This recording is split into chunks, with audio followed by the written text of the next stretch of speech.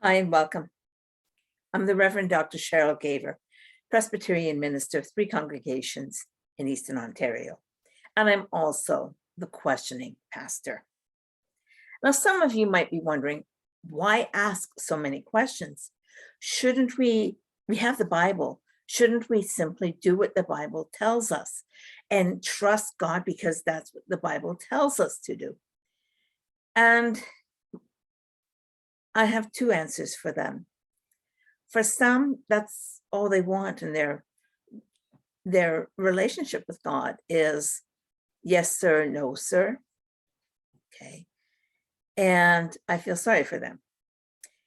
And then there are others who have such deep faith that they trust God so implicitly.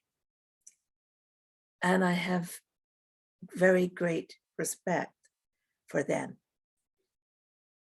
But I'm not that bad and I'm not that good. I'm sort of in the middle. And I have questions. I want to know. And sometimes those questions, if I don't ask them, they actually stop my growth as a Christian. And so that's one reason why I'm asked so many questions, and I ask them every week in my parishioners. The other thing is, Christianity at its core is about a relationship between God and human beings. And so we have to take a look at what kind of relationship do we want with God? What kind of relationships are there? And there's countless. But let me just give you a couple of examples. I remember doing this even with my mother. She'd say, "What do you want for dinner?" And I'd go, "Whatever." "Do you want to go to a movie tonight? Or let's go out and do something fun. How about a movie?" "Sure, it sounds good." "Well, what do you want to see?" "Whatever." And, looking back at that relationship, I'm like, I bet she wanted to wring my neck. It's like, look, I want to know something about you. I want to know what you're thinking, what you like, what you don't like.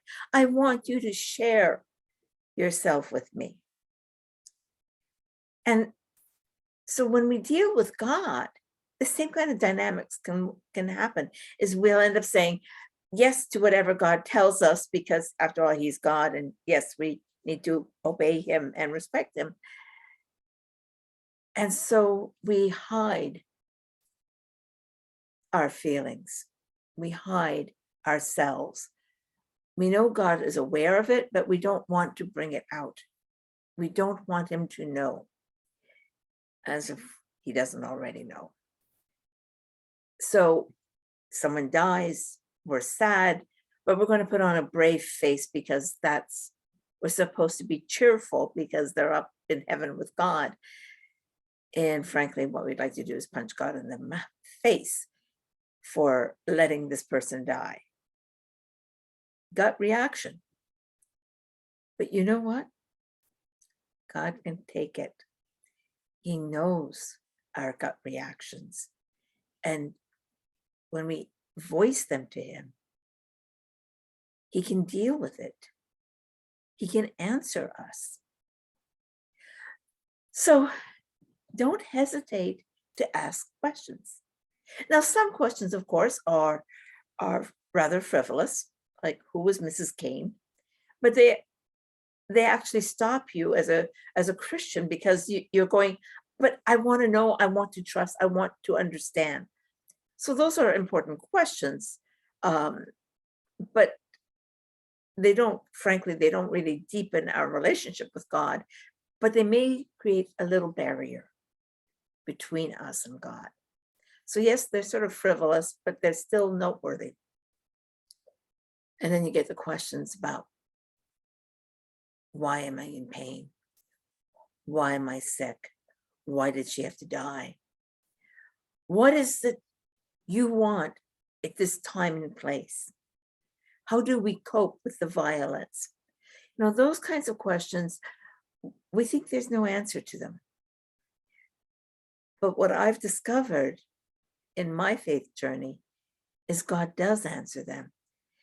He may not explain why, but whatever answer he gives, it's enough for me to know that he's heard.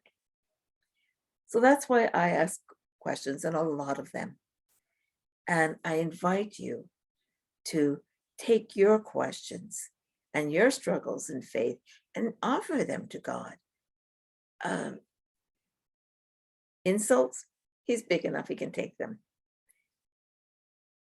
You know what?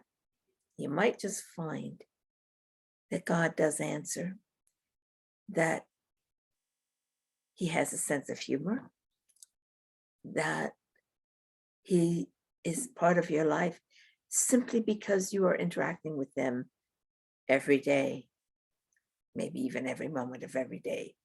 But for most of us, we don't do that. But we give God a chance to speak too. So those are some of the reasons why we ask questions. So thank you for joining me today. And I look forward to seeing you again this week. We're just about through the Christmas season, and we still have to talk about the star that guided the wise men. Take care. Once again, I'm the Reverend Dr. Cheryl Gaver, Presbyterian minister, and have a blessed week.